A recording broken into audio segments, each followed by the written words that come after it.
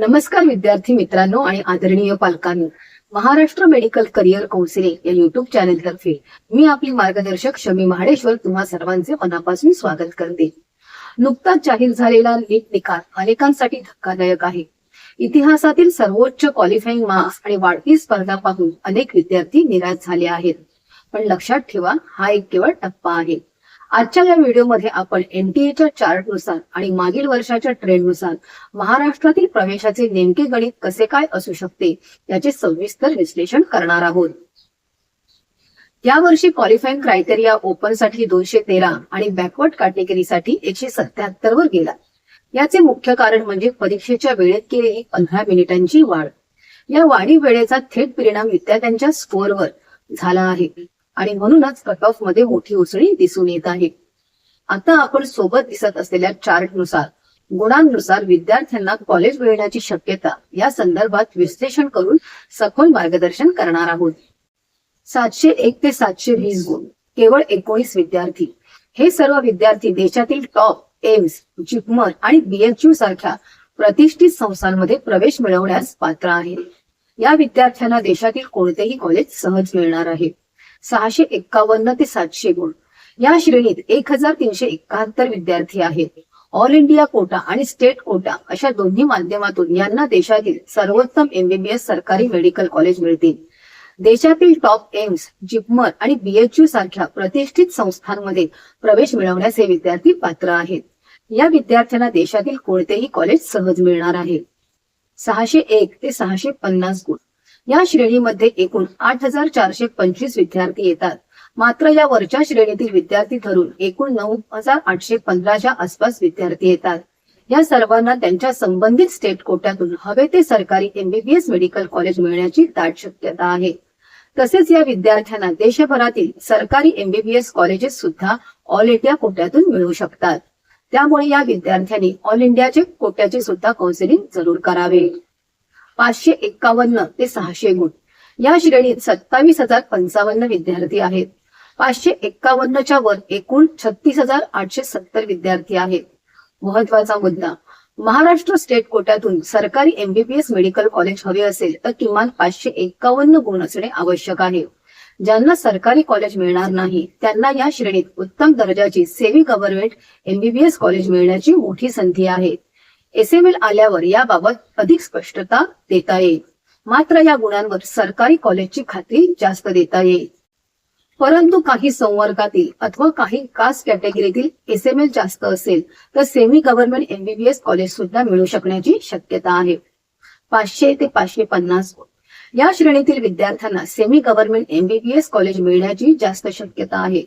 जे 550च्या जवळ असतील अशा विद्यार्थ्यांना कमी फी म्हणजे 10 लाखाच्या आधी सेमी गव्हर्नमेंट एमबीबीएस कॉलेजेस मिळतील आणि 500 ते 530 या दरम्यानच्या विद्यार्थ्यांना 10 लाख ते 18 लाखच्या दरम्यान असलेली एमबीबीएस कॉलेजेस मिळू शकतात.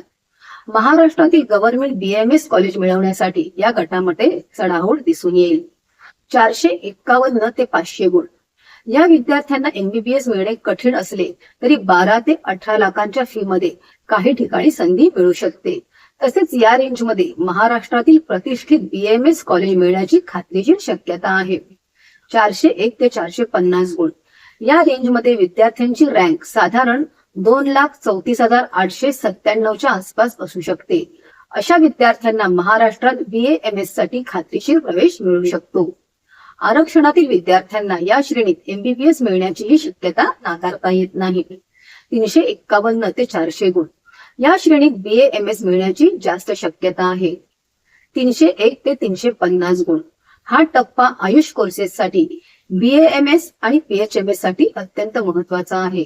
तुमचा कॅटेगरी रँक चांगला असेल तर बीएमएस नक्की मिळू शकते, अन्यथा बीएचएमएस साठी हा सर्वोत्तम टप्पा आहे. 213 ते 300 ओपन आणि 177 ते 300 आरक्षित, या श्रेणीतील गुणांसाठी आमचा अंदाज असा आहे की यावर्षी बीएचएमएस आणि फिजिओथेरपीचे सर्व प्रवेश 250 गुणांच्या वरच होतील. कॉलेजची संख्या वाढत असल्यामुळे मेरिट थोडे खाली येऊ शकते.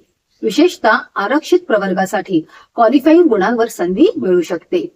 ज्या विद्यार्थ्यांना ओपन आणि ईडब्ल्यूएस संवर्गातून 213 पेक्षा कमी मार्क्स आहेत आणि आरक्षित संवर्गातून 177 पेक्षा कमी मार्क्स आहेत अशा विद्यार्थ्यांनी निराश व्हायची आवश्यकता नाही. तुम्ही दोन गोष्टीवर लक्ष ठेवून राहा.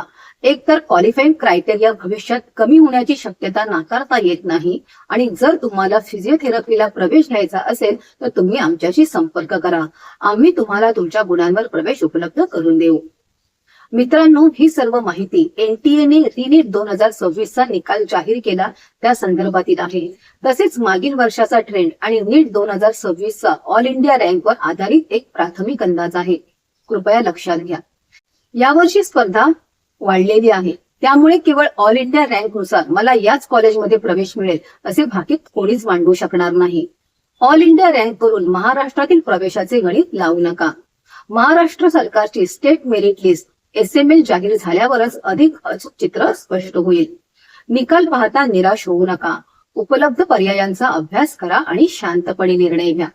आमच्या चॅनलच्या माध्यमातून आम्ही पुढील काळात सविस्तर कॅटेगरी वाईज विश्लेषण आणि कॉलेज प्रेफरन्सवर माहितीपूर्ण व्हिडिओ घेऊन येणार आहोत. अचूक माहिती मिळवण्यासाठी चॅनलला सबस्क्राईब करायला विसरू नका. सर्वात महत्वाची गोष्ट म्हणजे निकाल जाहीर झाल्यावर आमचा फोन सतत वाजत आहे.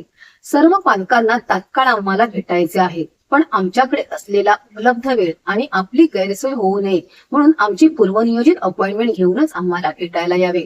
आमची प्रथम प्रायोरिटी ही आमची पेड काउन्सिलिंग घेतलेल्या पालकांसाठी असेल.